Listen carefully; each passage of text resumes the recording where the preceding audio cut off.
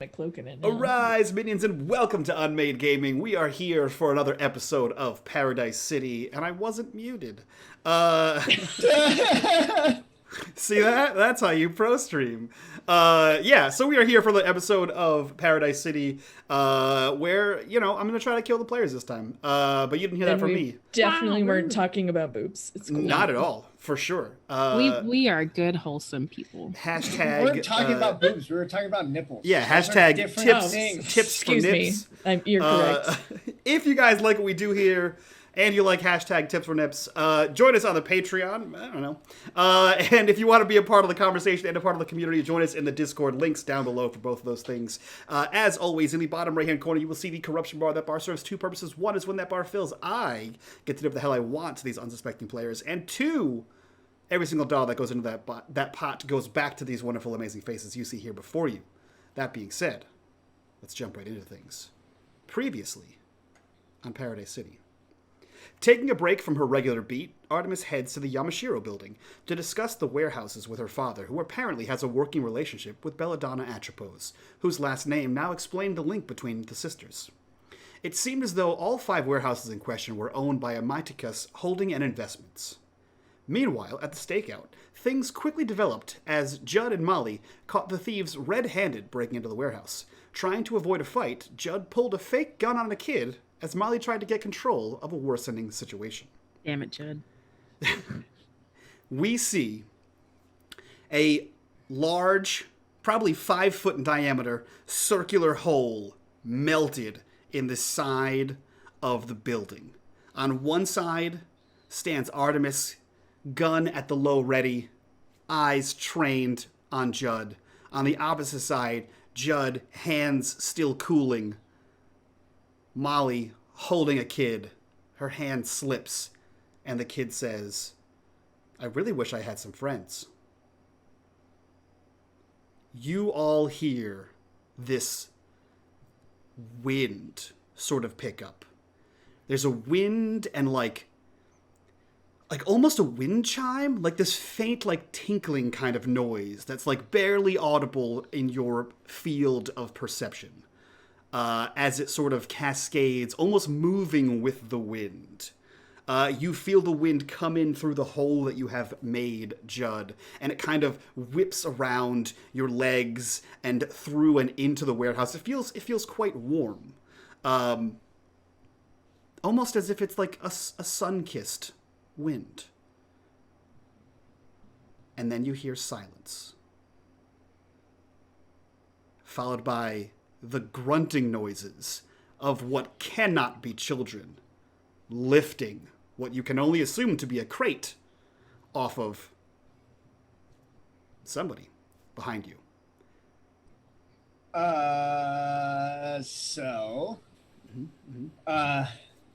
Judd, who is now Prometheus, looks at Artemis and says,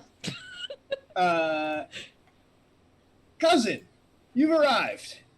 And then we'll turn and then look back at whatever's going on with the kid, and we'll say, I have a feeling we'll need some help. Excuse me, what? As you turn around, and Artemis kind of confusedly follows your turn back to this warehouse, what you see before you are 10 men standing there. They have girded loins, tunics, scarves, head wraps, etc. Each one wielding a very nasty scimitar. You hear this now would as be an several of the excellent blades time start for to the spin. bow, cousin. Several blades begin to spin. Get behind me. And she is pointing her gun at this point. She takes aim at the closest one. Sure. We're gonna shoot this thing for the first time. No, Molly, second time. Molly, you see Artemis draw her gun down and point back behind you. What are you doing before we jump straight into some combat here? You're muted, but I'm sure it was very insightful. variant, of course. Molly, in like shock of what she just saw happen with Judd, and hearing the sounds, turns and sees this crew, this horde of Yeah. Giant man dudes. Yeah. I've seen some really crazy things on Friday nights, but I don't think I've ever seen guys like that at the club before. Yeah, nope. She's gonna let the kid go. You let the kid go. Okay. Okay. Kid go. You see this kid like sort of drop underneath your arm as soon as the opportunity like happens, and he like scrambles first on all fours, then quickly up to two towards these 10 men, and kind of skids to a halt. You actually see like dust, maybe dirt, maybe sand, skid underneath his feet as he kind of comes to a stop, like skating on an ice rink. All 10 of them sort of kind of close ranks around them. And Artemis, you were about to fire this hand cannon, I believe. I really would have preferred if you had not let him go. Yeah, Prometheus is just kind of like making an exasperated expression over Artemis's shoulder. Molly's gonna open, like she's gonna have her hand like at the ready. Yeah. Well, maybe you should have just, plan this whole thing a little bit better, mister. Yeah. Trust me, if I had the opportunity to plan, I absolutely would have. It's been an interesting, Judd, are you drunk? That gets up something in you. Hey, kid. Look, I can explain everything in just a moment, but I have a feeling that we have to take care of what's in front of us at the moment. Okay, what kind of role would you like this to be? This sounds to me like a hit with all you've got. Okay. I was leaning towards that. I'm tagging the 3 on the gun. Yep. Is there a weakness you want to invoke? No weakness that I want to invoke. However, you will take a -2 to this roll. As you see them spinning their blades, these are clearly trained combatants. And they are ready for whatever you have to throw at them. Artemis is going full Indiana Jones right now. Yeah. They're spinning the sword all over. Yep. And then roll that beautiful I hit the beam reset footage. button. Oh, no. Whoops. It was hit it with all you got? It was hit with all you got. With a -2 on there. Shit over on my desk. Miss. That is a failure. That's a big fail. That sure is. That wasn't even close. Cherry, what happened? What happened there? Okay. I think everything is distracting her at this moment. I mean, seeing the kid run in front of her, she's not gonna aim for the kid. Whatever weirdness is happening with quote unquote Judd and all that is definitely, she is not on her A game. I mean, I get it. Like, I get it. It's a whole lot. So before we find out what happens with that failure of a roll, what are Molly and Judd doing?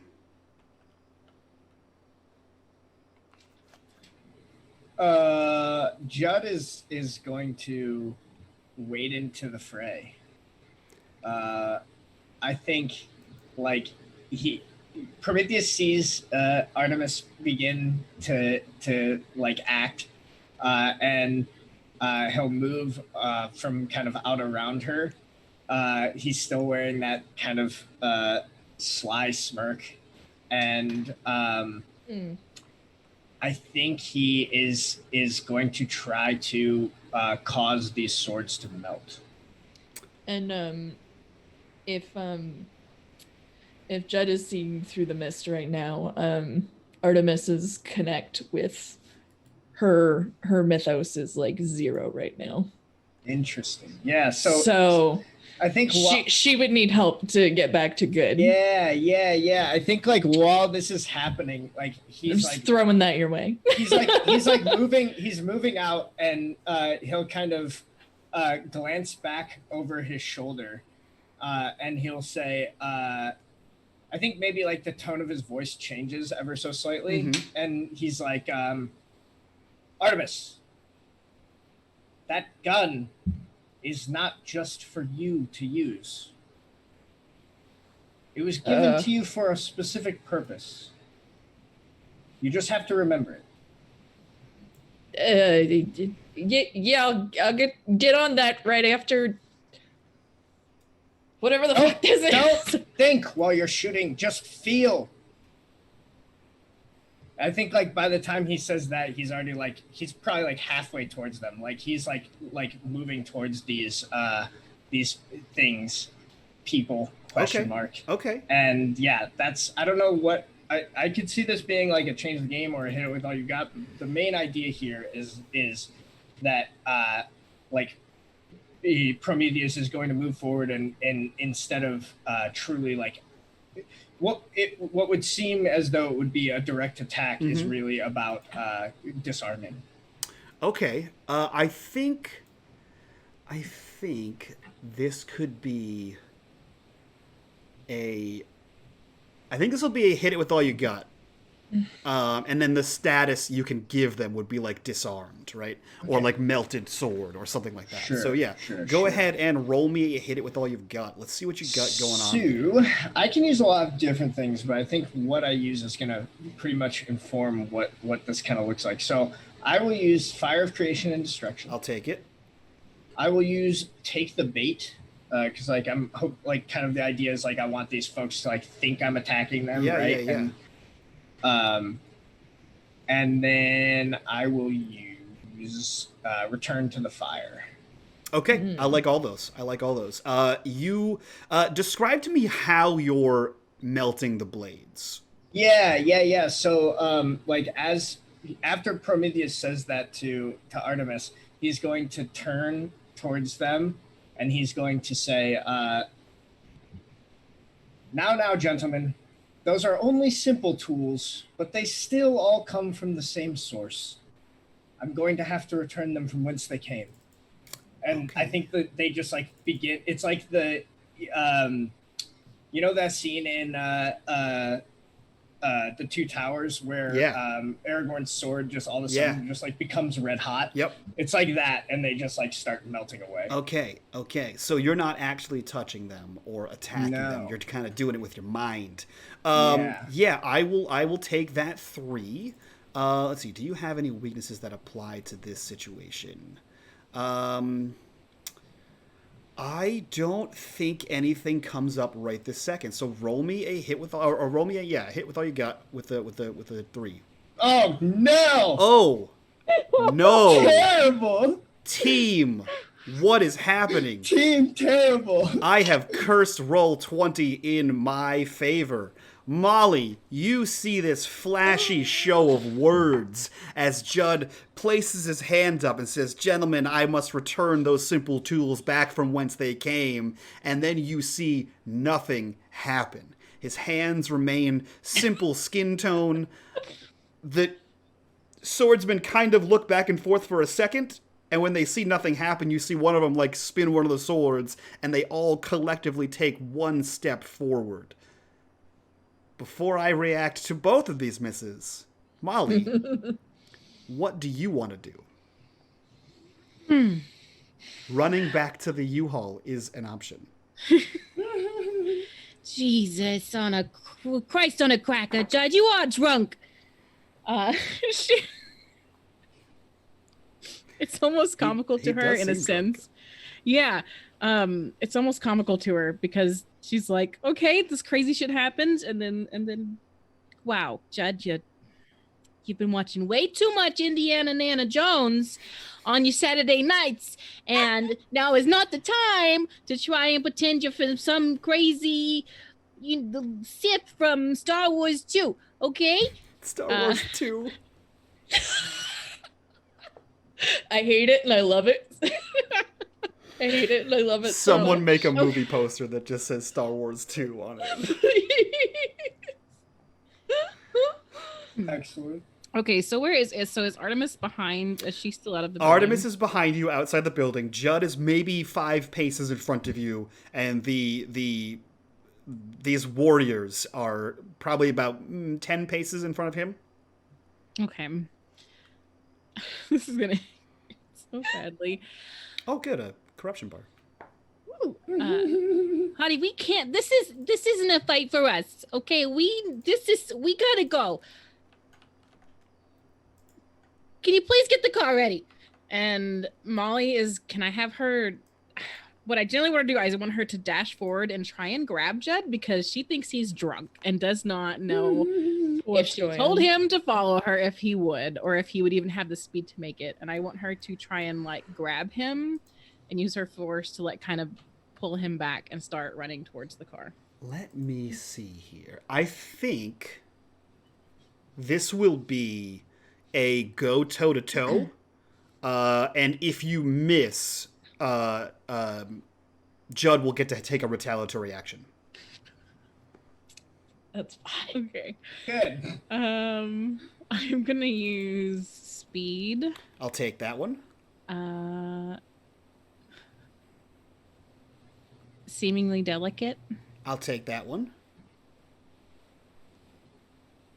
I'm gonna laugh so hard when we just have fail at 3 fails in a row. I don't think I have anything else that I could really use for this. Okay, It's gonna be so bad. I am going to drop... I don't think I've used this one yet on you. I'm going to drop Twisted Psyche. You are charging into a dark warehouse where 10 armed men stand ready to take you down. I think at the last second there's some kind of little flash to a darker Molly that we all know exists. So...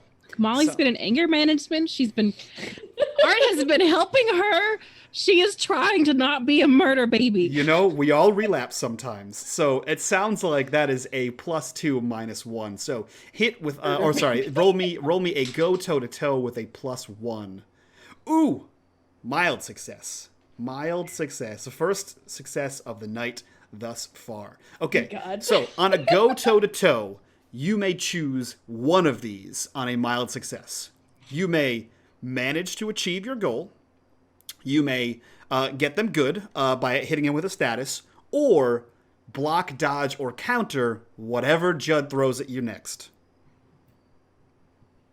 So I think it would make sense for her to block, dodge, or counter. Okay. Because I feel like he's probably not going to Yeah. be happy that she's trying to drag him away. So you go in to get Judd, and Judd sees it coming and is like throwing arms to make it not happen, right? He's getting you, so you don't actually get a hold on him, but you don't actually get hit by whatever he's trying to throw at you in what seems to be his drunken master style of fighting that's going on right now. God damn it, Judd. There are 2 misses on the table. As the 2 of you, Molly and Judd, are closest, you hear the child whispering something. You can't hear what it is, but you can hear him whispering something. And then this roar explodes out into this warehouse. Like the loudest yawn you could imagine. Like, and from the center of the circle of these swordsmen, you see that semi-translucent, buff-as-fuck dude who seems to be about 10 feet tall as he stretches and stands in the middle of the circle and flexes all of his muscles. You can see through his greenish body at all the boxes behind him as he looks down and says, "Is this all you needed?" And you hear the kid say, "Yep." I think Prometheus, when he sees this, will like look up and just be like, "My word, it really was a djinn." That's true. That is one of the misses. The second miss is that all 10 of these swordsmen begin to step forward. And you can see them, like, one foot slides forward, the next foot steps, that same foot slides forward. Like, these are measured movements that they are trying to keep their footing as perfect as possible. And their synchronous sword swings kind of like, almost, there's like a rhythmic hum to, like the singing blade kind of dance, as they all slowly begin to close in on Molly and Judd. And I am going to hit you with a status. So the 2 of you can roll me. Let's see here. You can roll me a face I have a danger. question. Yes. Can I take this face danger for Molly? Like for a harder one, a worse status? Yes. That's what I would like to do. Yes, you can. I will allow that because it's dramatic and I like that shit. Yeah, so Just got to be friends. so- Judge can't die already. so as like they're like approaching forward and Prometheus is like struggling away from Molly, he's just gonna like push her back and say, go back to Artemis, as he will move forward and kind of just be in the way. Yeah, okay. So, here's the deal. It is normally a tier 2 status sword wound. Because you have thrust Molly out of the way and are attempting to take all of this, it is a tier 4 status gutted. Nice. So Hell roll yeah. me a face danger and let's All see right. what you have. So for face danger, here is what I've got. I have surprising durability, Okay. or shocking durability rather. Okay. Fair. I have humanity's champion, I'll take it. and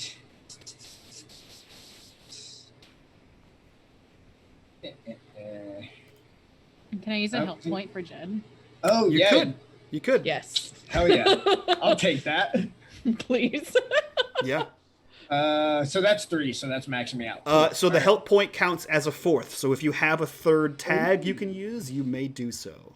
I don't think Wrath of Flame or Return to Fire are super helpful. Life from Fire and Clay now. I think you. I think that's you all I one. got. Yeah. let me I think see that's here. all I got. Are any of these applicable?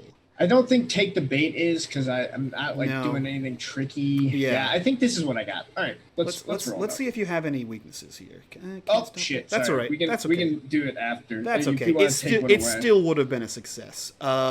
Let's see, trader, ceaseless. No, I think you're fine here when it comes to that. Okay, so on a face danger, when you succeed, on a 10 plus, you fend off the effects and take no status at all. So in Wow. that case, Judd, please tell us how you deflect this fan of blades spinning towards you. Now, these men are fanning out around the two of you, so your shove pushed Molly back and got her out of this immediate attack.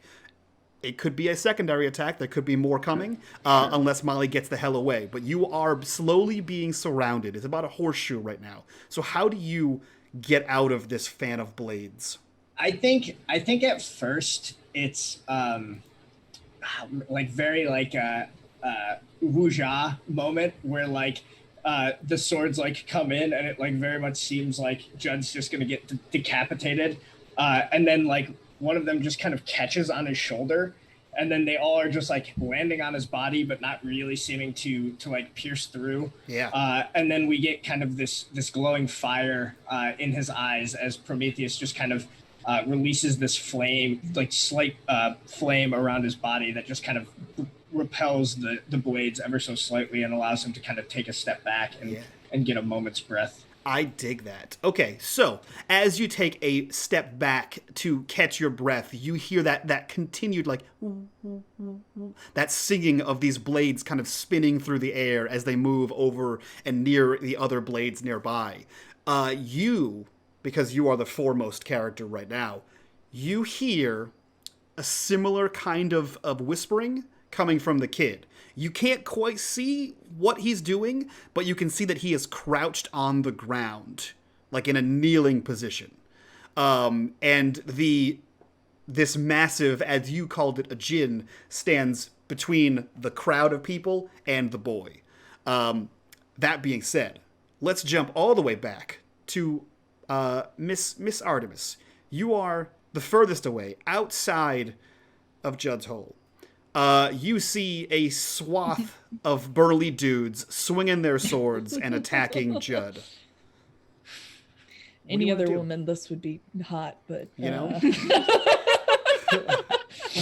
but not today. No. And it's Judd, so like, All right. So, scenario questions for you before I go this. Hit How me. close to the water is this particular dock building? And or where are there seagulls or any other water-like birds around? that's good. So Or it rats is in the warehouse. it is the furthest from the water, but still technically water adjacent. I think I understand to wit you're asking for these animal things. However, Animal or nature? the closer nature has to be depends on what you're trying to do. Does what you're doing rely on nature at all? No, she's still going to Okay. use her gun. I just wanted to invoke nature sense How- as something that focuses her. Okay, describe to me how that focuses you, and I will let you have it. I definitely want her to jump in front of Molly, which I Yep. think is the other thing that brings her to that moment of Judd is being weird, but he is correct. I need Yeah. to focus. I need to draw on whatever it is inside of me and fucking we have to do something. Running to the car does not seem like an option. Yeah. Okay. And then I want her to close her eyes for a second, listen to anything not near the situation, whether she can like gently hear the waves or hear the birds chattering as they fight over some French fry somebody dropped. I don't know. Yeah. Okay. And just focus in on her most Artemis, which isn't something she's done yet. I think so. I'm gonna say instead of nature sense, let's use aspects of nature.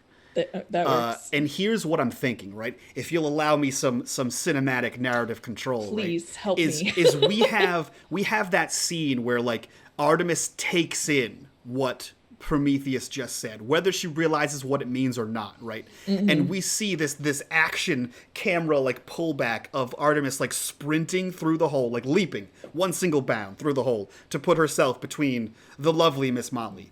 But we have that like that animalistic kind of like that panther roar as you make that jump, right? Like you take on the aspect of a leaping cat-like creature, and then as soon as you take that calm breath and you like steady whatever you're about to steady, we hear that Assassin's Creed style caw of like the eagle or the hawk or whatever, Yes. and then your eyes kind of narrow as you get that hunter's precision, because if anything, Artemis is the mistress of the hunt. And so taking in those animalistic aspects focuses you to the task ahead. So use that animal, that aspect of nature, and then what else are you using, and what are you trying to do? Deadly accurate and worthy, weapon worthy of a god. Okay. Are you trying to attack these swordsmen? I'm going to be that asshole, and it was gonna come down to one of us. I am going to aim for the foot of the child. Oh. Somebody had to hurt the kid at some point. Interesting. Okay. But at this point, she realizes they're commanding / protecting him. So either they're going to turn around and protect him, or it could affect whatever weird thing we're seeing. Interesting. Okay. Let's see here. No negatives for me. Actually, wait, is there a negative? I think you have some. You have some pretty nasty negatives going on. Vengeful could be good. Vengeful could be good. They did just try to stab your girlfriend. Yeah, I think vengeful. I like that, right? Because you're trying to shoot the kid in the foot, or at least just shoot near his foot to scare him. But there's a lot of swinging. There's a lot of swinging swords here, and he did just try to stab your girlfriend to death. So Yeah. I think vengeful kind of that the darkness that we've kind of purged from Molly kind of peeks over into Artemis as you line that shot up, and we hear that hawk caw as you fire this shot. So yeah, go ahead and roll me that. I think it's going to be a hit with all you got. That's what I'm thinking too. Okay. Poor child. Okay. Sorry, Yeah. Molly. I like it. I like this. I like this. Okay, so what is the status called?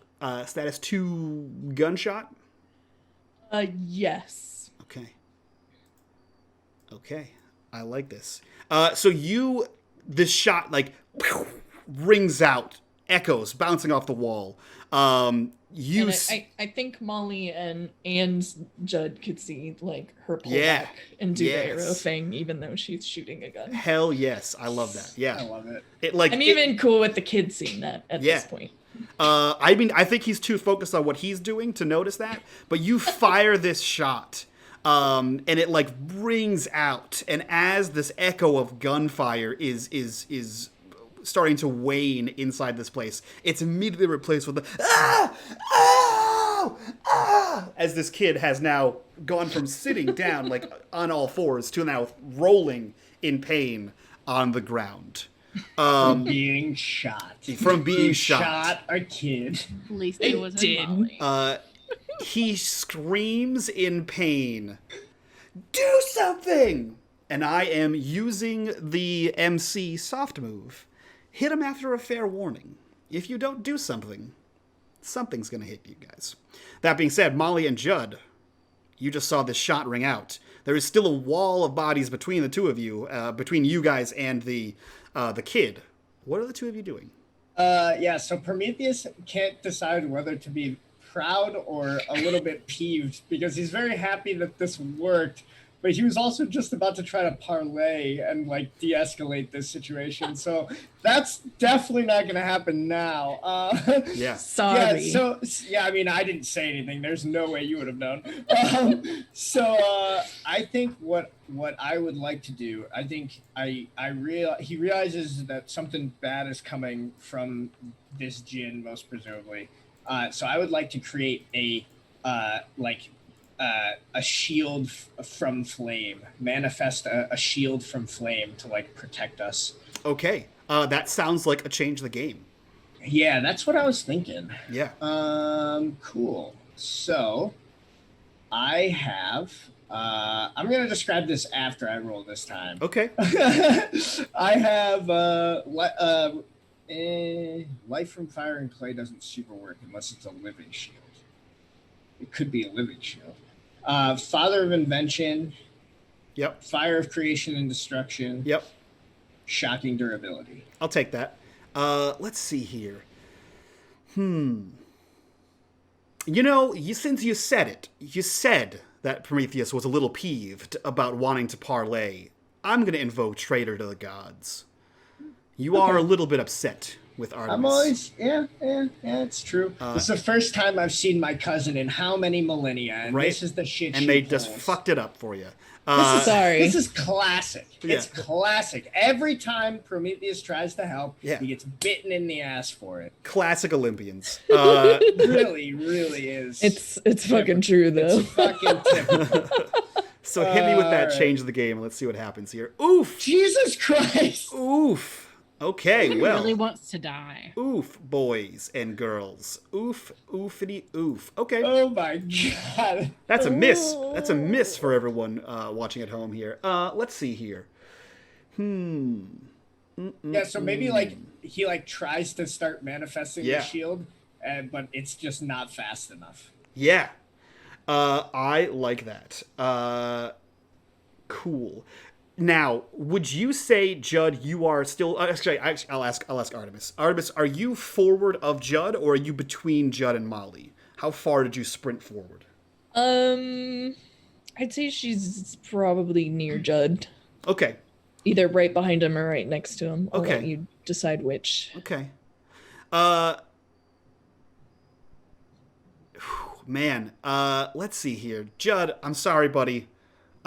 This was your miss. This was your shield. Oh yeah. You see the genie raise his hand over his head and like bring it down like an arcing motion. And as it brings down, you see an size appropriate scimitar that matches the men standing around you as he cleaves directly through them.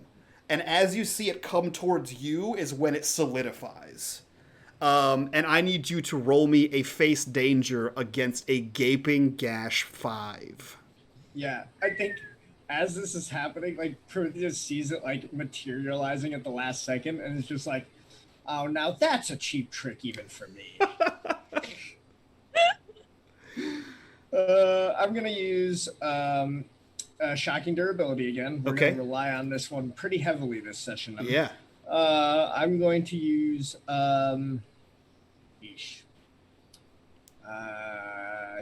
Humanity's Champion, maybe. I'll take it.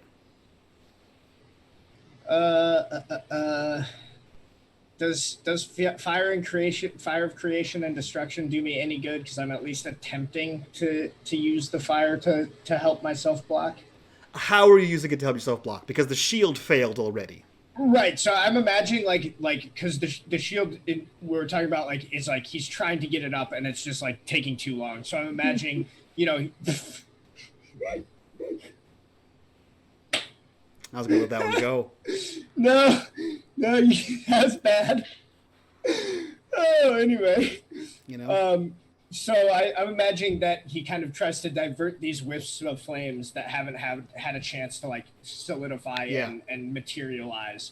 And so, obviously it's not going to really do much, but it's just kind of the best he's got. Yeah, as like a last ditch effort, like of the flames you were able to get out there, you're like, oh, do something. Yeah, I'll take that. However, I will take the fact that your peevishness towards Artemis is what caused the shield wall to fail. That in your agitated state, the flashbacks to your ceaseless torment of pushing a stone, perhaps, kind of flash back into your mind as you see this blade cleaving towards you. So I'm going to invoke your weakness tag there. And it works perfectly because it's like a big gash across his stomach, right? Yeah. It's just like, he's get this searing pain in his liver. Anyhow. Yeah. That is going to be good. So we've got up 2. We're going to try to face danger. Oh, no. Okay, these rolls have been incredible. I've either rolled a 1 or a 6 every time. Only you can get it up. If only I could have gotten it up in time. Couldn't take the pressure. I mean, it's a lot of pressure. I get it. And you were pretty spent on that hole. Look, I just need to relax. I'm sure. That's it. Judd's hole took it out of you, is what I'm saying. God. He just needs a little help. Okay, just wait till Molly's turn. That being said, you have failed a face danger. Yeah, Artemis. I took a gash 5? Yeah, gaping gash 5. Artemis, you watch as this ethereal blade passes through the swordsman like water. And then it solidifies right before it hits Judd. Mm-hmm. And you see Judd try to you see his hands kind of glow, this weird reddish kind of thing, and you see almost like these vapors kind of coming from in front of him as he tries to manifest some semblance of defense. And then you see Judd drop. Blood pools down his pants, down to the ground, as you see him eviscerated. I assume there is some kind of... This might be one of those moments where Prometheus gets forced back as the pain shoves Judd forward and a slew of curse words spill forth from your mouth as he's kind of crumpled, bleeding on the ground. So as this is happening, can I roll to change the game? What are you trying to do? What Molly's been trying to do since this shit happened. Damn it, Judd. So I feel like, because you mentioned when she rolled the last time, there was a little snap in her psyche. And seeing this giant sword and creature and this crazy shit happening, and she has been trying so hard to be a good person. Okay, she's been trying so fucking hard.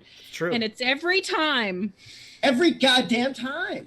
God damn it! Just when So I think that she's also I think she's been I'm trying to think how I was gonna word it. Basically, I think she's gonna slip more into her mythos and is going to attempt to like push uh this being, this genie, this beastly, sizely creature, Yeah. like away from us to give a chance for us to get it and get and go. And I want to try and do a change the game and have her almost where maybe those closer around her might see like these wings on her back. And her sort of like lift up and back and just like a big like wind come from her. Interesting. Okay. I like this description. However, I don't think this is a change the game. I think this might be a stop holding back. Ooh, yeah. So, yeah, there it is. So, stop Down holding for back. that, yeah. The way this one works is on a stop holding back, you roll plus logos. You have 3 logos. So go ahead and add your +3 there in the plus category on the roll sheet here. Let's see. Before you roll, let's talk this out, okay? Because this could be detrimental or deadly for you. Let's see. Tell the MC what you hope to achieve. You want to grow some wings, you want to flap back, and you want to make this djinn go away. Okay. What sacrifice from you will this take? And how significant of a price is this? I think this is the second time you've tapped in to this power in this aggressive of a manner. I think the only times you seem to use your mythos is like fucking full send. I think we're going to call this a no return. On a 7 to 9, you straight up replace one of your themes. On a 10 plus, you burn all the tags in one of your themes. So, the price is your mythos is realized. Like the little spark of mythos that you've been trying to shove down sort of kind of bubbles to the surface in some way. We're not sure how yet, but that's what this is going to cost. So, if you're okay with that, roll me a stop holding back. Can I add my own as well?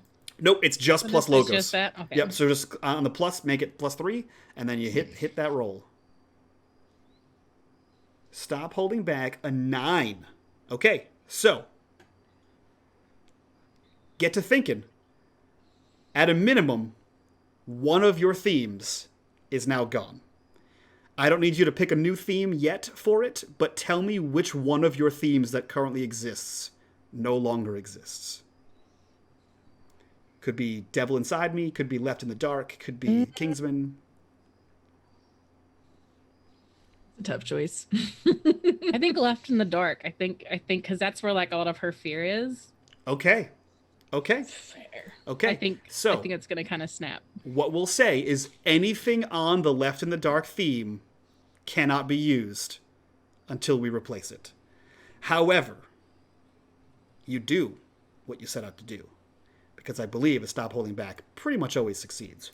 It's just a bad thing. So that theme will be replaced. It can be replaced by another logos, but more likely a mythos. Your mythos comes forward.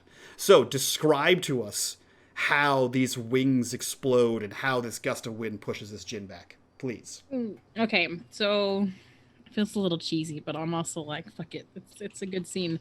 I think that she's, because whenever Jed pushed her back, I think she sort of stumbled back like onto her butt. And when Artemis came running forward, she, and everything is happening. Need to stop reading chat. No, you're good. She scrambled up onto her hands and knees, and like maybe like a bit of blood splatters onto her as Judd is sliced down, and she just kind of like she just isn't there anymore. Like she just kind of snaps, and you see her lift up from the ground, like almost maybe the wings were like covering, like lift up and like pull herself into the air. And then because I imagine that she's going to come up above Judd and Artemis. Yeah, And Art would have like grabbed Judd at this point. I think Yeah. at the just least. like a huge gust, because I imagine like the wings have to be like what, double your height. So Yeah. I mean, this is like at least like almost 12-foot wing, like Absolutely. 10-foot wingspan. So let's just come out and just a big push of air that just rushes forward Yeah. into this. I think, Judd, since you're pretty jacked up right now, despite how far along the track of Mythos is. I was actually going to ask, well, when do you die at this point? Like, 6. Okay, because Tier 6. You're hanging on, basically. I'm dying. Tier 6 status, you are kaput. So you, as you kind of lay, like, perhaps propped up on, like, a knee from Artemis as she kind of dove to, like, get you, this corona of blood acting as a halo around you. You kind of, like, look up, and in this bleeding out haze, you see this angelic figure kind of floating above you as your eyes kind of flicker between states of consciousness. The wind kind of and Artemis, you feel the wind. You see the feet of the swordsman kind of step back a pace or two, and the genie is too far away for you to see what's happening to this thing. But you can also see as Molly begins to like descend, you see this almost angelic form, but you far more conscious and with acute senses of the hawk. It's not angelic. It's just winged. In fact, it's somewhat bestial. It's somewhat bestial and familiar. And something in the back of your head kind of clicks. Mm-hmm. That being said, Molly, you have succeeded. You have knocked the djinn back. It sort of tumbles back on the other side of where you would know the kid to be after that shot rang out. You see it narrow its gaze towards your descending form. And then you hear, "I'm in," from the kid. Artemis, what are you doing? I think at this point, this is a chance to escape. This is where Judd is screwed. As much as Art wants to keep fighting, she needs to get him to a doctor. And as much she wants to see what the kid is saying, she's gonna gather him up, wrap her coat around him, and around his wound, trying to like put pressure on it and make it stop bleeding, and just scoop him up and Art leap back to the car. Okay.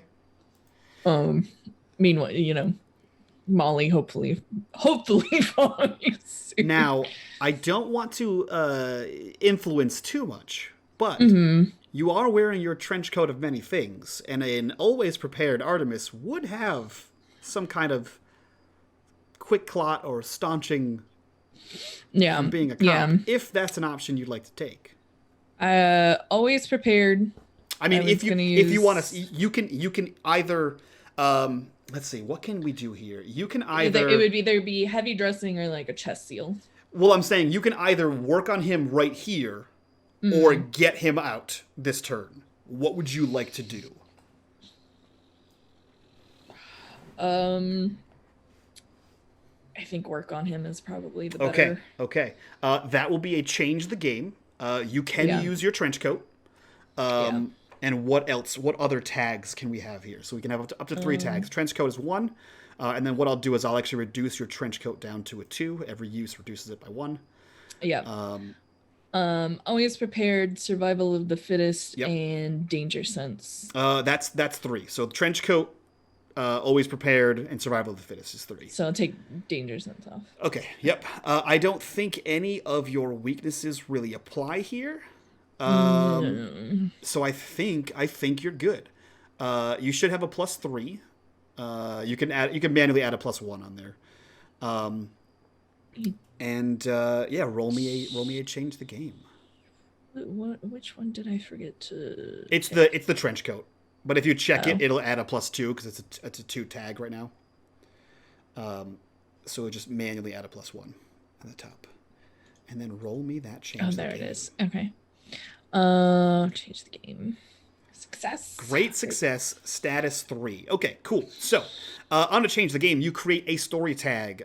This allows you to, or you can give or reduce a status, 1 per point of juice. You can spend all 3 juice to knock Judd's status of 5 down to a status of 2 and put him back on his feet, if you're so inclined. Yeah, I'm gonna do that. Basically stop the bleeding. Yeah. And get him bandaged up. Okay. What does that look like? You're pulling out these bandages. What's happening here? There's some field surgery going on. Yeah, some field surgery.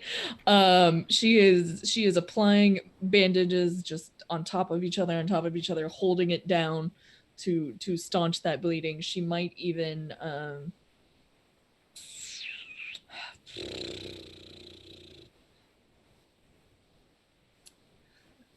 trying to think of what else would help slow the blood that would be something that she might have with her.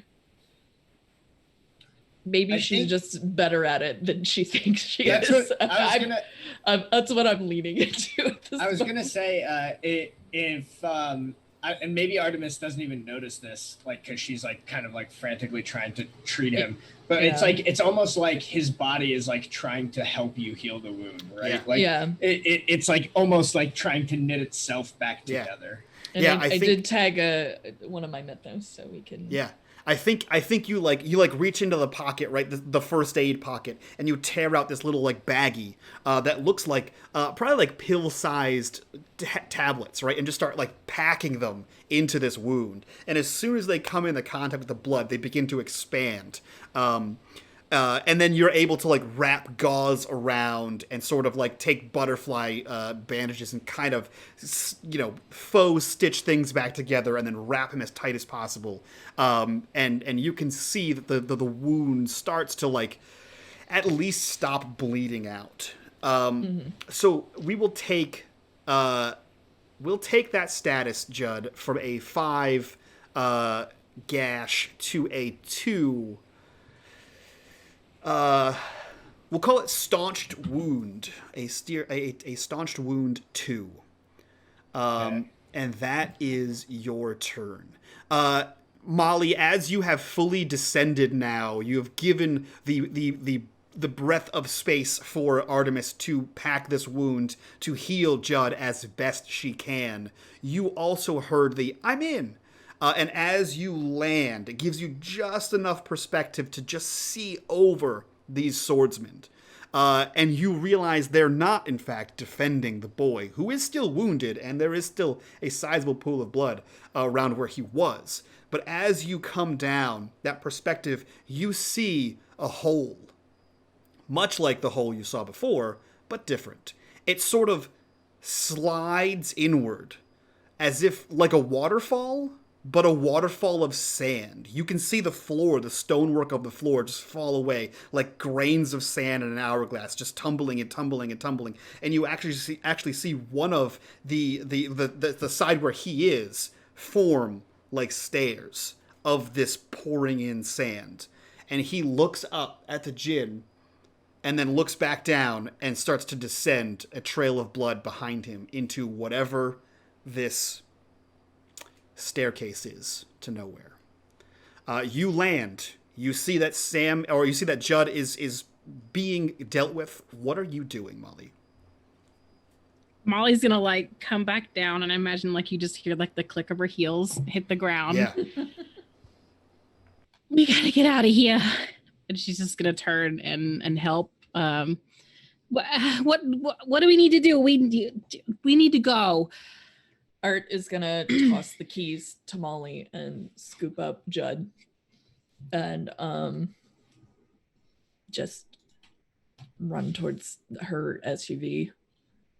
Not even gonna worry about the van at this point. As you scoop Judd and you begin to sprint back. You see all of the swordsmen kind of fall back and kind of form like that same horseshoe, but in reverse around this hole that formed.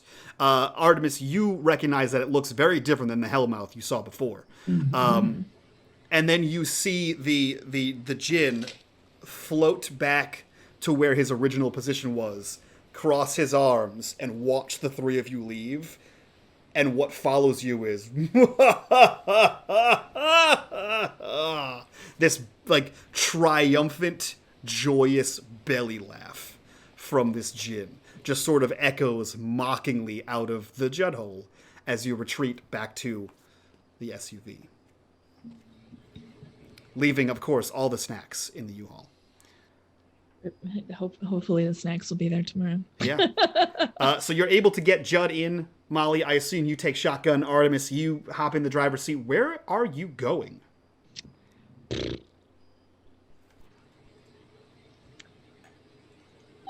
Audie, where are we gonna do? Should we go to the hospital? I don't know. Like, how bad is it? I didn't even see. There was just so much blood. Audie, where did we? Well, I want to invoke friends in interesting places. Mike, I think you know where I'm headed with this. I mean, it could be any number of places, given who we've had to deal with in the last 15 episodes. So which one are you specifically going for? I want to call Friday and ask him about his underground dock. Interesting. Okay, there is no roll required for this. Yeah. You call Friday's phone number, and you get... Dun, dun, dun, dun, dun, dun, dun, dun, dun, dun. This line has been disconnected. Son of a bitch.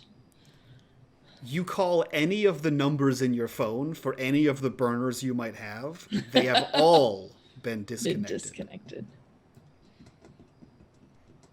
Perhaps there was something to what Miss Belladonna said to you. Yeah.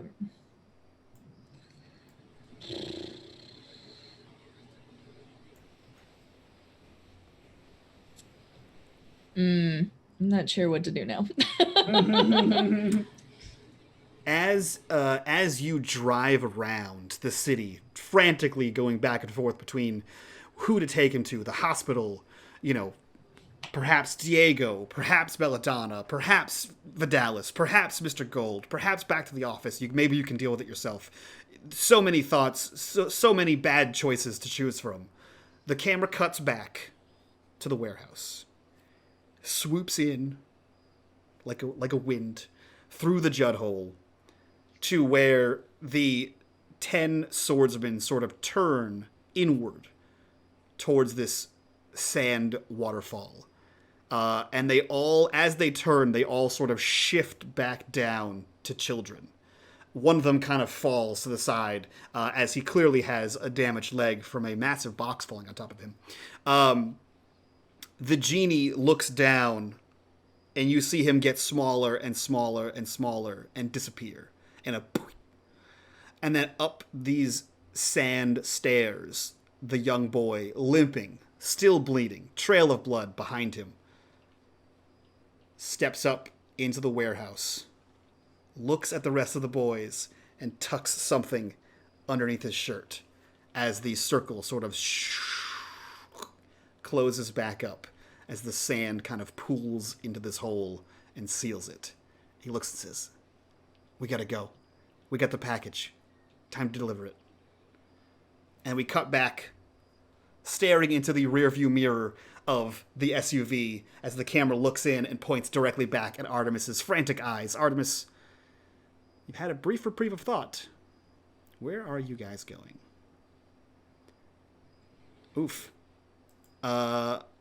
Okay. I mean, you can call him. All right, let's call Polly. Okay.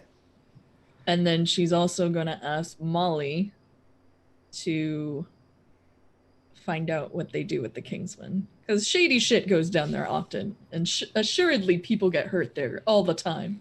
And it has to get swept away. So I think we both need to play It's our very card. legitimate, completely It's professional. just a Completely club. professional. It's just a club. Just a club. Men don't get murdered in the back room. Yeah. Never. It's neutral ground. No one can get killed there. Mm-hmm. You know, that's fine. Okay, so yeah, you call Polly, and it's like bring, it rings. Yeah. Hey, Polly. Do you have a place you or any of your friends go to when you have somebody really hurt and you don't want to go to the hospital? Things you never expected your sister to say, I know, but here I am, reaching anybody I can't. I got somebody hurt and I can't take them to the hospital. Is it like, did you murder a guy? No, a friend of mine got hurt by somebody, and it's not something I could take to the cops. Is it a gunshot? Yeah, same amount of damage, different weapon. It's about what we're at. Oh. In that case, I mean, the hospital asks way less questions if it's not a gunshot. It's a sword. I'm sorry. It's like a machete. About that size or bigger, yeah. Okay, that might raise a question or two. A lot of questions. I'm trying to avoid that. How did you get in a sword fight? That is a great question that I don't have all the answers to, Polly. Okay. I've controlled the bleeding, but he needs help and blood, and I don't know what his blood type is. We have a vet friend that might be able to stitch him up, but that's about it. Okay. Should I come to you, or you want to send me a number? Yeah. Let me make a phone call, and I'll call you back. All right. Thank you, Polly. Yeah, no problem. The line kind of goes dead as we cut to Polly's studio apartment on the first floor. Clearly not a studio apartment. Band merchandise, passed out friends, disheveled frat house. As he like looks at the phone and then looks at the number, trying to comprehend that was Artemis that just called him. Yep. Before he like slides the phone up and dials the number that just says DR.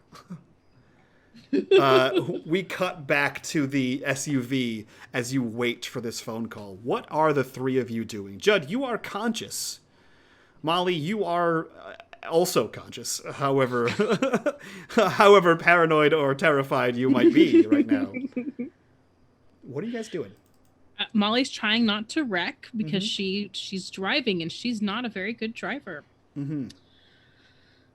Where are we going? I don't know yet. I'm waiting for Polly to get me this vet guy's number, and it's probably not going to be in a great neighborhood, but it's the only option I got. Nobody at work that know anything. We have to know some between you two and his contacts. We have to know someone better than a vet. And Molly's gonna like jerk the wheel, and she's just gonna like in the middle of the road. God It's damn like it! holding this like whatever. The sword wound. So Molly's gonna call. I am. So the economy, I don't think, is very great for non super rich people in this city. So she's gonna call one of the girls that she knows at the club. You can tell me if I can laugh or not. But you know, maybe not all strippers. Some strippers have other jobs, and can she have a friend that's a stripper that maybe works as like a nurse or a nurse's aide as well? That's not going to provide much, but could probably get him into a better. That was better than my guess. I was going to say Prometheus knows an ancient doctor. I don't know if he's hanging around 2000. Yeah. I will say it's that, or Molly has a regular that is a doctor. Well, so I'll give you this, right? Without any kind of roll at all. Mm-hmm. It's your choice whether you take this or not. You know that Mr. Gold has someone that can help on, let's call it retainer. If you'd like to go to Mr. Gold, you have a definite doctor. You could also have a nurse friend, but that will, again, only get you so far. It's up to you which one you want to take.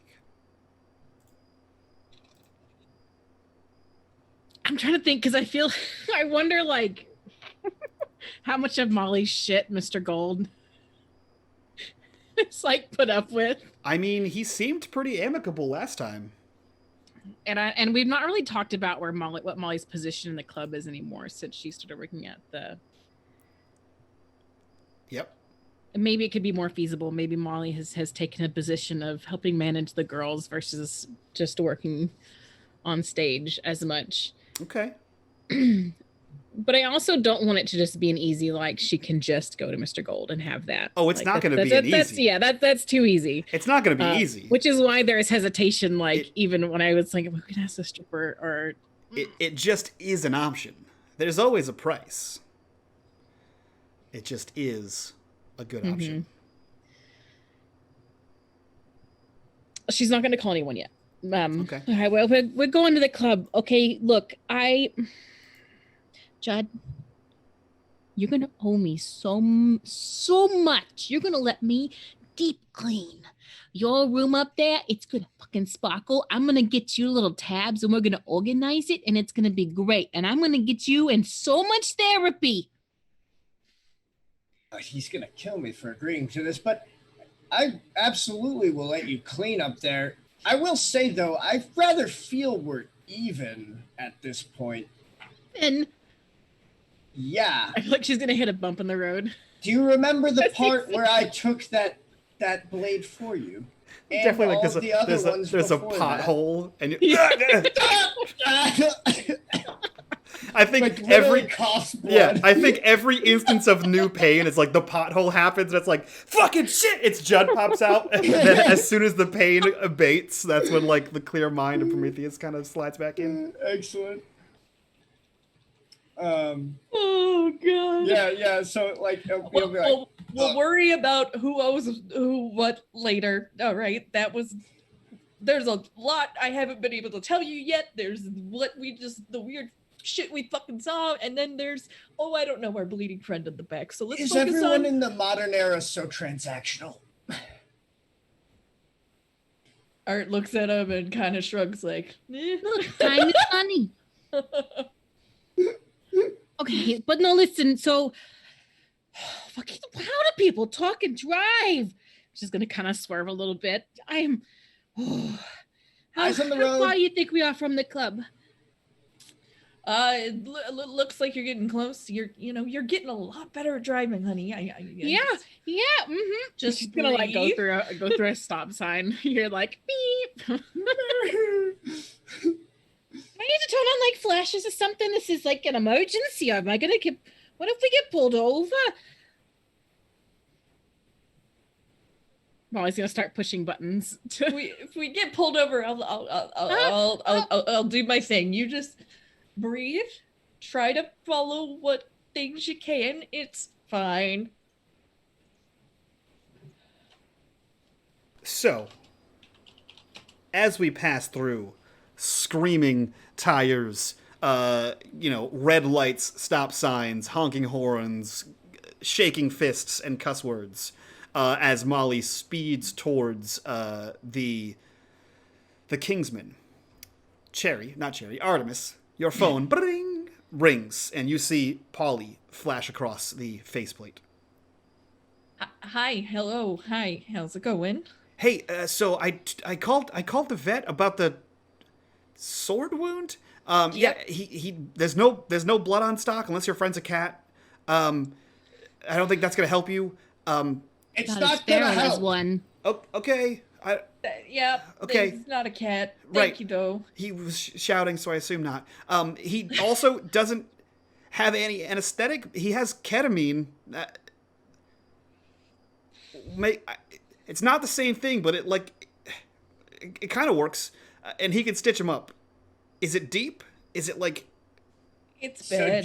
Judd is going to say now the thing that is maybe the most disturbing of all of the things that he has said so far since he lost his mind to Prometheus. And he is Oh. going to say, I actually don't partake in drugs. Thanks, though.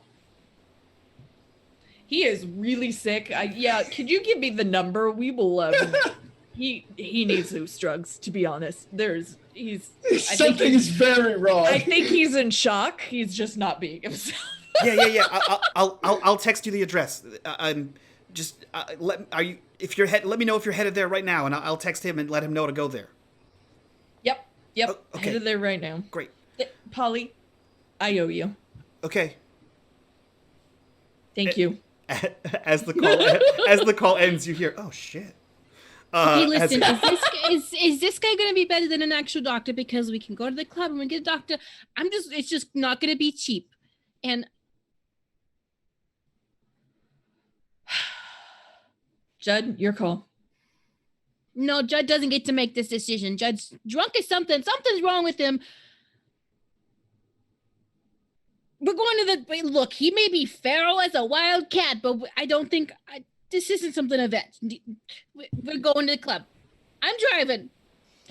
Okay. She texts Polly. Looks like we had a better contact. Thank you so much. Still owe you.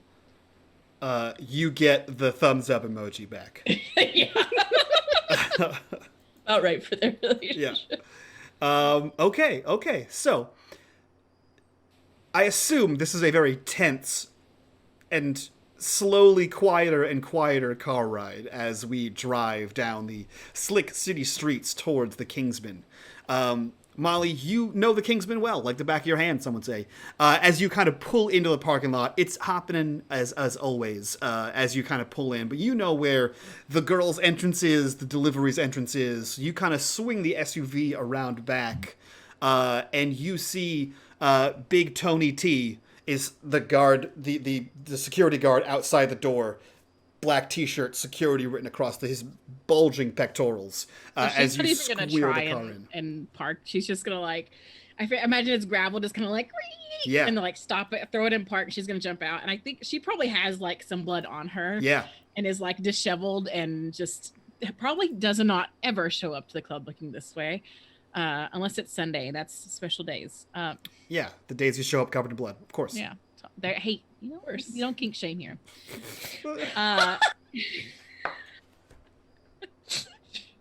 There's another face palm. We need a counter in the chat. You're right. We don't. You got me.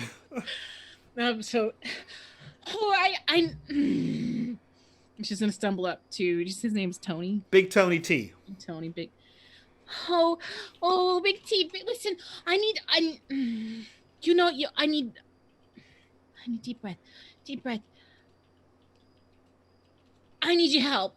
I have a friend. We need to get him inside, and I need Mr. Gold, and we gotta call.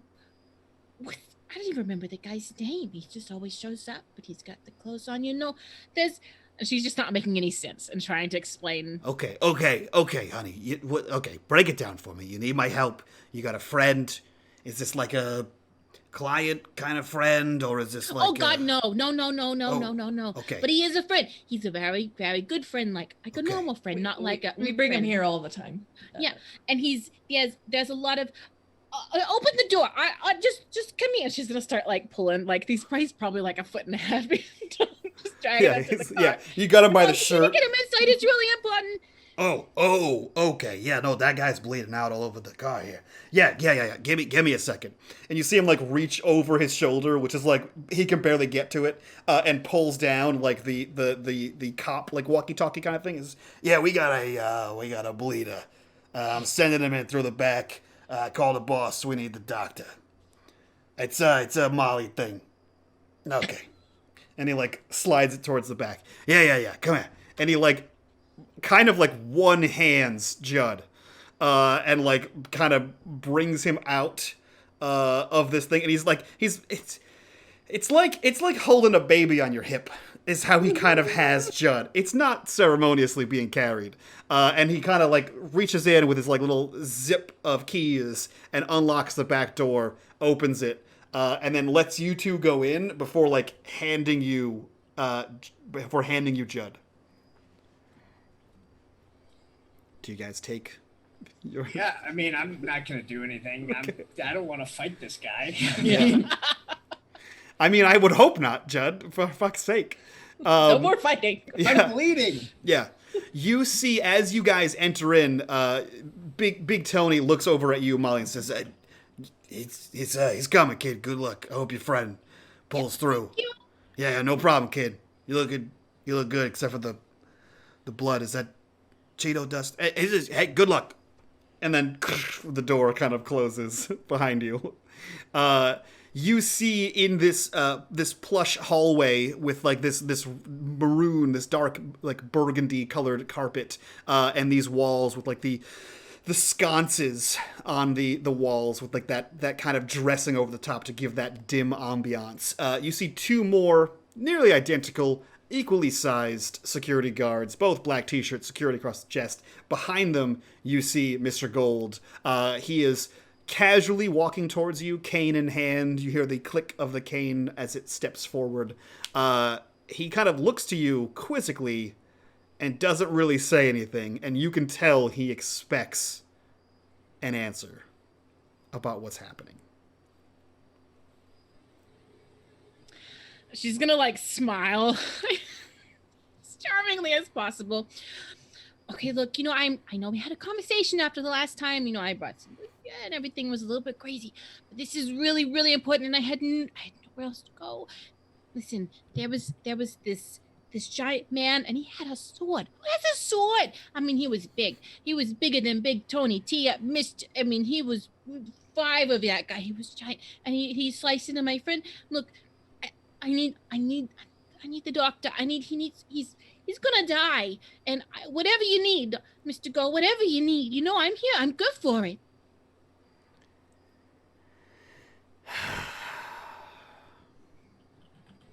Let's go. And he kind of turns on a well-polished heel and begins to saunter back down this hallway. The two, beefcakes sort of scoop Judd from you guys and begin carrying him down like a bride across the threshold towards one of the back rooms. As you get into this back room, you hear the tail end of a conversation between Mr. Gold and whoever's on the other end of the phone. The conversation, for the most part, means nothing to all of you except for you, Artemis. You hear, yeah, no, send, yeah, Valtieri's boy, send him over.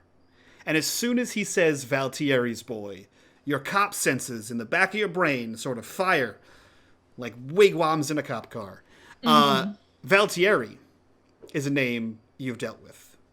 Not on your beat, but it's a name you know. It's a name that's on a lot of boards.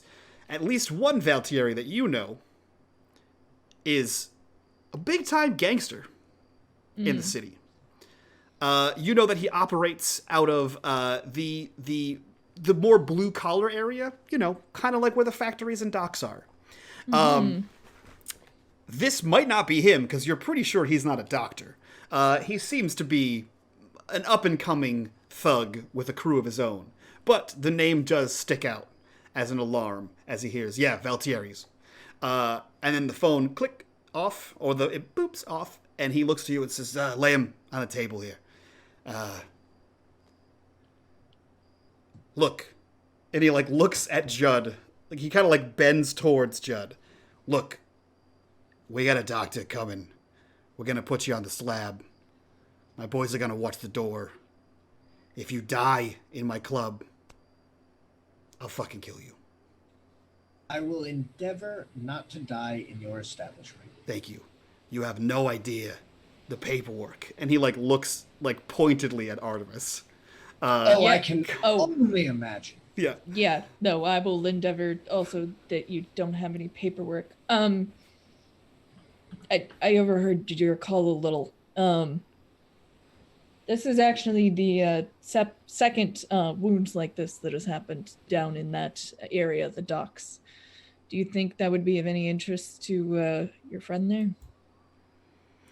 That people are getting stabbed by giant swords in his district? As you well know, Miss Marinos have no knowledge of what you're trying to say or allude to. This is an establishment. It's a house of pleasure, a wanton lust factory. We don't deal with any kind of criminal element, despite what you might see before you. Factory is a good word for it. I like to think of us as a family here. Art just holds her head a little. He looks over at you and we miss you, Molly. So I have no idea what you're talking about. Those kinds of conversations are not privy to myself. If one should happen when I'm not around, oh, who's to say? Not me, that's for sure. Gotcha. He can't say. He can't say. Right. Maybe I'll chat with the doctor after he's done with you. Yeah. Your friend, the more he talks, I feel like the more he bleeds out. So just give me a second. And you see him slide open a metal drawer and just procure a loaded syringe. And just flicks it a few times. Says, all right, this is going to hurt. It's a pinch going in. And then and then he hits you with it, Judd. Yeah, I think he's like, what is that? I'm not really a fan of. Yeah. and he just gives you like a mild sedative. You're still coherent, but it's like you just got some wisdom teeth taken out and things were a little funny right now. So he looks to you like with a moment of concern, Artemis, and then it quickly flashes over to Molly and says, "You take care of your friends here, and we'll see you back at work." We'll talk later. Yeah, we'll talk. And he walks out, and again, you can hear that click of the cane as it continues down the hallway. The bodyguard sort of lays this, a little bit drooly, Judd down on this, what looks strangely like a medical table, down on this metal table in the center of the room. It sort of just stands on the opposite side of the table from you guys, while the other guy stands at the door. There's a few minutes, maybe 10, 15, before anything happens. Is there anything that the three of you, would like to do? I'm just, yeah, actually, I think Judd / Prometheus is mostly just like kind of like loopily, like doing that like sway thing, Yeah. Yeah, he's very out of it. Art is going to text her father. Oh. The situation is escalating. It's gotten violent. I don't know if I have the manpower to handle this. Sent. Interesting. Yeah. Again, much like the last episode of this show, you hit send, the camera sort of matrixes into your phone and gets all digital and travels the airwaves. And we see on Diego's desk as he looks down, swipes to unlock, double clicks the name, lifts the phone up just enough to read it, places it back down, hits enter on an email, reaches over to his desk and pulls out a drawer, reaches into a different phone that also looks fairly identical. So many phones. And types in a text that we can't see over his big ham hands and hits send. And then puts that phone back in the drawer and closes it. He reaches back over to his other phone, the one you texted, and you get a text seconds later that says, "Got it. Period." T-Mobile's like killing it in this city. Right? Instantaneous text messages. Molly, you're home. What are you doing? Molly has wandered to the bar. And I think she just went and got like a bottle of tequila. Yeah. That's fair. I get it. And they're not, I don't imagine she's going to sit. I think she's probably not even around Artemis right now. She's not going to get wasted like the last time. I think she's definitely like found a job, one of the, probably like a 2 or 3 person, like just big, I imagine like a red comfy seat. in a dim corner and is just like sipping. She probably got a little too expensive of a bottle of tequila and is just sipping through like a glass and is just and trying to process her, I guess, the realization of her mythos and Judd almost dying and why he was suddenly drunk and why this kid had a giant gaping hole of sand. Yeah, those are all very important questions to ask yourself. Let's see. Is there... I will, you know what? In this contemplative Molly moment, I will let you roll me an investigate. Okay. As you mull over everything that you just saw with the aid of several shots of tequila. So thinking about what you saw, what's going on in your head, what tags do you think could apply to this investigation? Access to secrets. I'll take that. Connections in the dark. I'll take that too. Underground information. Honestly, I think, maybe this is a little bit of a narrative giveaway here, I think a dark ritual might apply better. That tag's gone. Oh, that's the one you lost. Ooh. That's right. That's right. Yeah, then in that case, the one you said. Underground information. Underground information. Yeah, so go ahead and roll me that investigate, and we can see. Okay. So the answers are going to be a little bit fuzzy. They're not going to be full truths, which makes sense because you're trying to piece things together with little information. What 3 questions about what just happened do you have for me?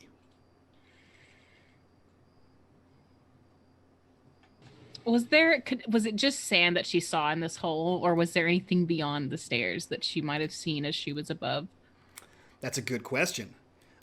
So, as you were above, you saw the sand pouring in, you saw it form these stairs that go down, and the stairs seemed to go down a decent bit, and the last bit you could see, like it was like a tunnel of darkness, right, where the stairs descended, and you could see a small flickering light to allude that there was something under here, like a place. So it seemingly went somewhere. Mm-hmm.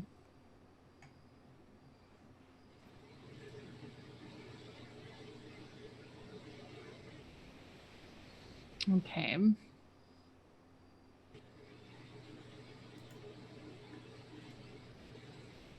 trying to think like Molly level things. Yeah.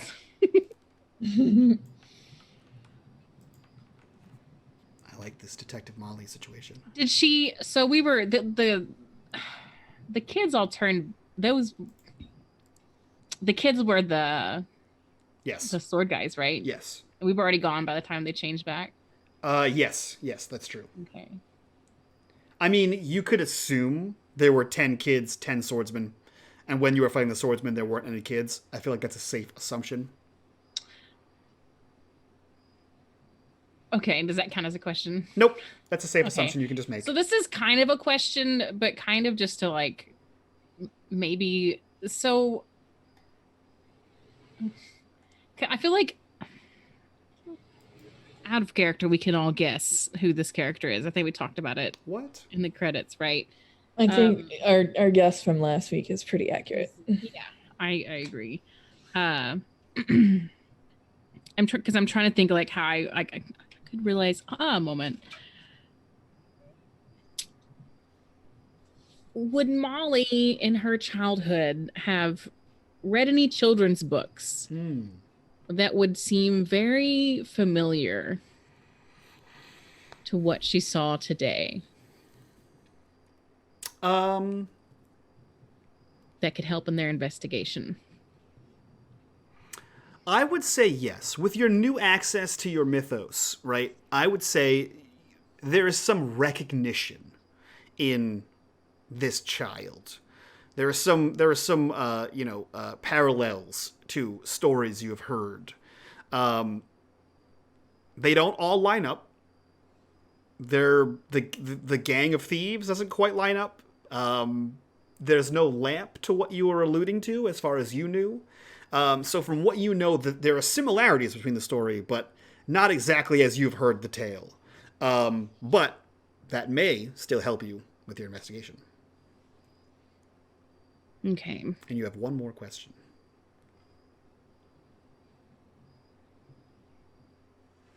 As the kid was going down the stairs, did she see what he was holding? He wasn't holding... so I'll give you this one for free. He wasn't holding anything when he went down the stairs.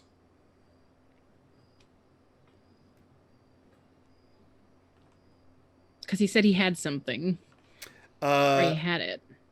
No, he said I had it on the way back. On the way back up, which Oh. you guys didn't see.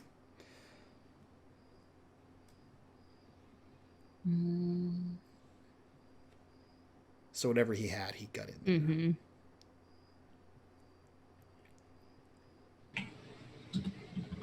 I don't really know if I have another one for this. Okay. Well, we can bank that for now, and we can see from there. Although while you are at this, like club table, right, one of the private tables, one of the bartenders kind of comes over to you and like leans in, Molly, and says, "Hey, I just got word the doctor's here for your friend." Huh? Oh. All right. Thank you. She's gonna hand him the bottle Yeah, of tequila, no problem. and she'll get up and walk. He like takes, as you're walking away, he like takes the towel and like rubs the mouth of the bottle, and then like corks the little pour thing back in it and puts it back on the Safety shelf first. before anyone can. Yeah. This is a COVID-free city. Thank God. As you walk back down this hallway towards this very metallic, very surgical room, you see coming in the same back door a figure you've seen before. He kind of is a pace or two in front of you and is able to slide into the room with Judd and Artemis. So you all see this man, who was reportedly a doctor, and looks anything but. You see a tall, 6'6", athletic build, dark-skinned black guy. He has a leather trilby on his head, maroon leather trilby. He has what looks like a suit jacket, but it's long. Like it sweeps down to like past like the back of his knees, and the lapels that are kind of folded out are fuzzy. They're like lined with fur.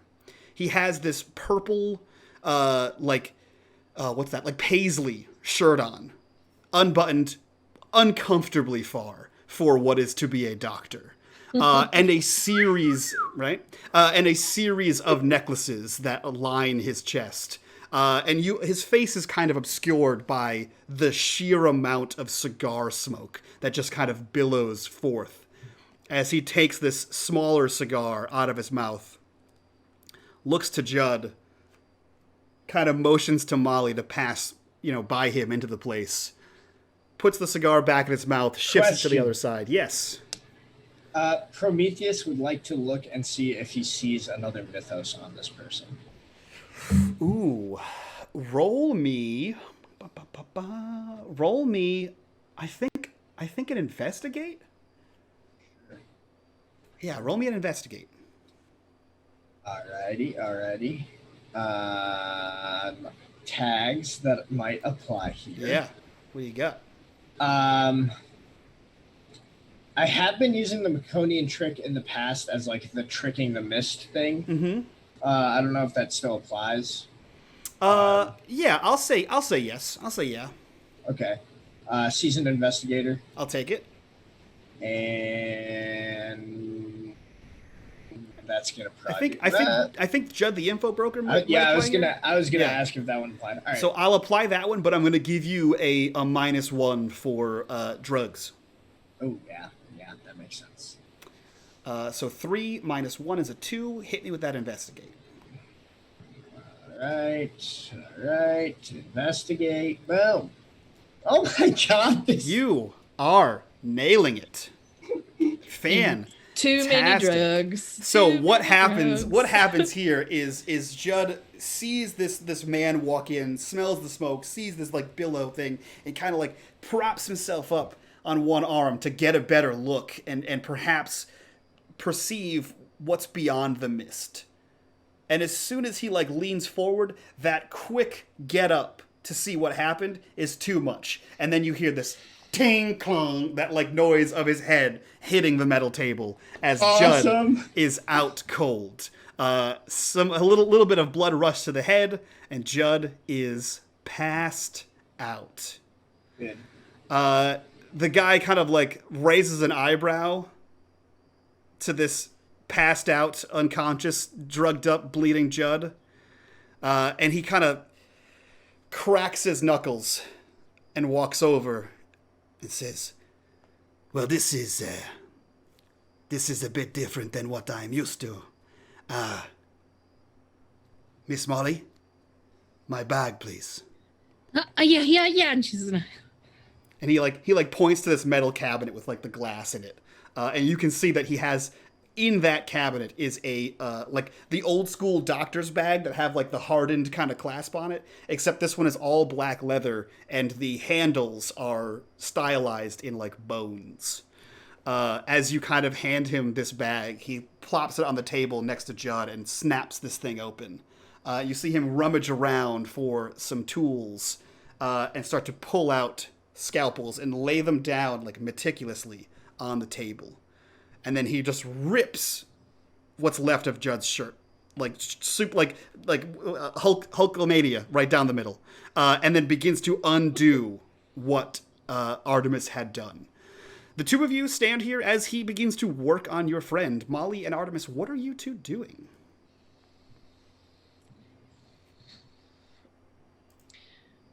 Art's in I can't fix Judd, I have to let the doctor fix Judd mode, but her brain hasn't stopped. Can Molly drag Art out of the room with her and go back to the seat? Sure. Yeah. And I imagine they can just like sit and try and like process some things together. Yeah. You think we should I know you didn't like him and you thought he was creepy. Do you think we should call the weird library dude? He might know some stuff about this. I promise I will be so very good if we do. Because like yeah. I'm so when I was having a moment in the in the house, that kid had like this. There was a hole, and it wasn't Judd's hole. It was the kid's hole, but it was full of sand, and there were stairs. And wasn't it that sand stuff that you got? Yeah, the analyzed by Yeah. Oh God, Susan, that's another problem for another day. It's a Patreon episode. Mike gets to play Susan. Girl. Sorry. Did you see a ring? I was kind of busy with Judd. Did you see a ring on the kid or anything out of place in that warehouse? Can use that for the banked question. You sure can. You did see a ring on his finger. I mean, there was so much movement. There might have been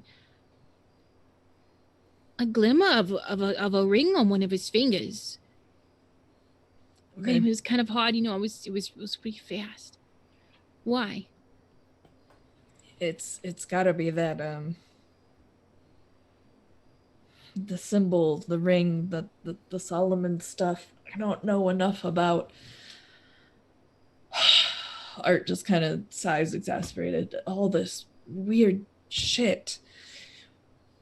Obviously, it's real. It's happening. There's no denying all that at this point. We need to make some contacts. We need some help I've never because seen a man that big before. No. That was like something out of like a fairy tale. Like those books you read to kids when they're going to sleep. Yeah, no, pretty much exactly. And those swords. friends. He called them friends. That was... What kind of group of grown men follow around a little kid? Not real ones. She looks at her.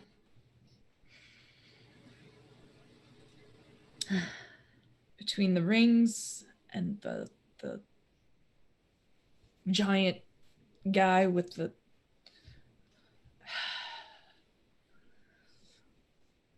We need help. And I don't know where to start. I have an idea of where to start, but I don't know how to get there, and I don't know if she would be interested. Guess who I ran into with my father as I got to the office late? Oh, Susan? She works at the... No, the... Well, I'd like to know. I don't know how many... Okay, well, tell me. I'm sorry. Belladonna.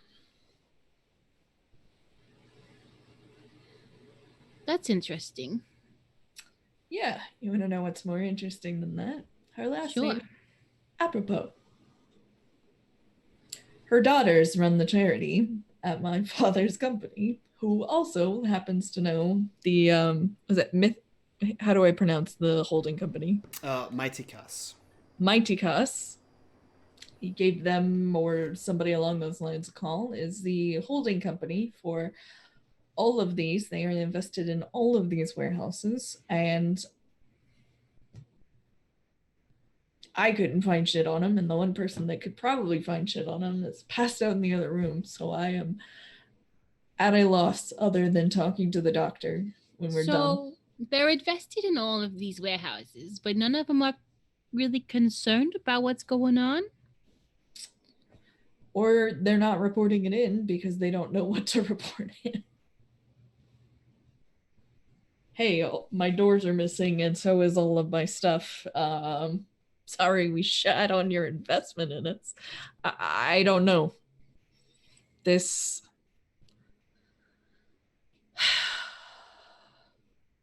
Everything is so much bigger than we've been prepared for, and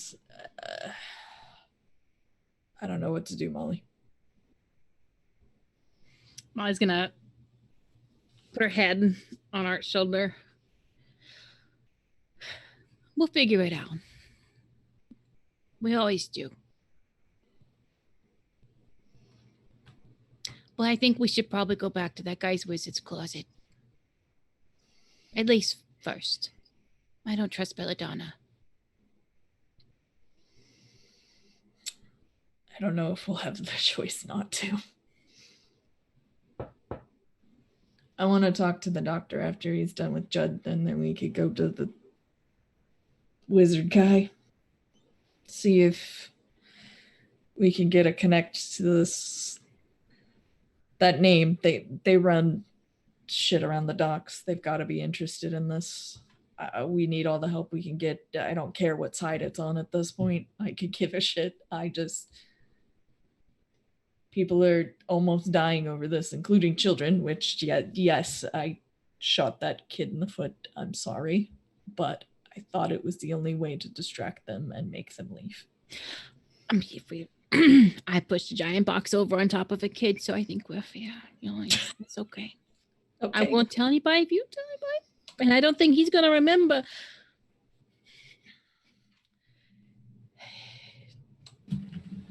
She just kind of murmurs cousin to herself. Yeah, let's go check on the doctor, see how that's going. Yeah. As you say cousin, the word kind of lingers in the air, and the camera spins back and sort of transitions back to this medical room. As this doctor stands there alone, the security guard in the doorway, Judd unconscious on the slab, he looks up to the security guard and says, "It is best if you let me do my work alone." The big, beefy security guard kind of gets like a little bit of a shiver, nods, and steps out of the room, to which a flippant gesture the doctor makes, and the door sort of creaks closed behind the security guard that just left. He kind of places his hands like an inch above Judd, running from his toes to his head, reaches into his bag, continuing to meticulously place down things. As he places things down, they get more and more non-medical. There's a scalpel, there are tongs, there are gauze, there is a glass vial, there is a larger glass vial, there is a tiny skull, there is a set of beads, and he's placing these all down near the feet of Judd. He reaches in a smudge stick, snaps his fingers at the front of it, and this weird, like, ethereal greenish blue flame sort of lights the end, and you can see him, like, peppering it over where Judd is. And it just sort of hovers right around Judd. And this smoke sort of takes the shape of Judd and just lingers there, as if an ethereal representation of Judd himself. This guy kind of places his hands into this smoke and pulls apart the seam where Judd was kind of cut into. And you can see the unconscious Judd kind of like roil and move as if he's actually digging into him.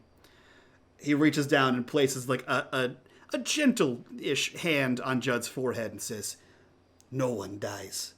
Not on Valtiri's watch. Wait your turn." And that is where we end this episode of Paradise City. Excellent. Oh, man. That was some spicy combat. Oh, yeah. I did great. I shot a child. What's great is in my head at the beginning, I'm like, okay, Sam wants anime-style combat. Let's give him a bunch of bad guys, a fucking genie. Let's see what happens. And then great. Sam comes in and he's like, "Bayo, dead." It's like, Sam, fuck. Look, I can't help it if I literally roll one thing that is above 6 all fucking session. I'm like, this combat was for you. We were like all cursed, and then it was just you. Yeah. Yep. All right. Yeah, that was an episode and a half, I think. We got some interesting bits out of that. Let's go around, do our introductions super quick after show, get the hell out of here. We'll start with Sam, the star of the show. Sam, who are you? Where can we find you on the internet? What are you up to? I am Sam, Twitter at @TheWizenedFool. You can find me here on Wednesdays, and I'm on Battletech Oath of Endosteel on AP Gaming's Reels YouTube channel on Sundays. So yeah, you can find that there. Otherwise, I don't really have anything else going on. Today was a lot of fun. Even when things go bad for me, I still have a lot of fun. And I am really, really torn on whether I should just have Judd be back after he wakes up, or if we should actually get some resolution for some of the little hints that Prometheus has been dropping. Yeah. So I guess we'll find out next week, because I don't know. Yeah. Very interesting. I think either way, Art is stuck on the word cousin, so that'll be fun. Speaking of Art, Cherry, who are you? Where can we find you on the internet? What are you up to? I am Cherry Babam on Twitch, Cherry Babam7 on Twitter. Going to be doing some nurse RP, some party RP, and some tarot again this week. Come hang out for it. All of those things. Hell freaking yeah. Let's jump over to last but obviously not least. Kitty, who are you? Where can we find you on the internet, and what are you up to? Hi, I'm Awkward Kitty Inc. You can find me on Twitter at Awkward Kitty Inc. and all social media that you would ever look for. I make lots of artwork, character artwork, little chibis, emotes, all kinds of snazzy stuff. So if you're looking for some character art for your tabletop campaign, hit me up. Yeah, hell yeah. Kitty has graced us with her amazing art for our emotes, Little Red Dot for hers as well. So if you need some of that, check it out. They are amazing. Kitty, I also want you to know that the amount of times you had your blanket pulled up to your face, chat was very concerned at your level of concern. There was a lot of concern. There was like, she's so concerned. She's so concerned. I didn't want Jen to die. I will say, I'm very glad that the one roll I succeeded on was the one where I just got hit by a million swords at the same time. Yeah. Dope. Yep. All right. With that being said, if you guys want to check out this after show, join us on the Patreon. Link down below. If you want to be a part of the conversation and this big community, join us in the Discord. Link for that down below as well. We will see you all next week. Thank you so much for being here. From all of us to you guys, bye-bye.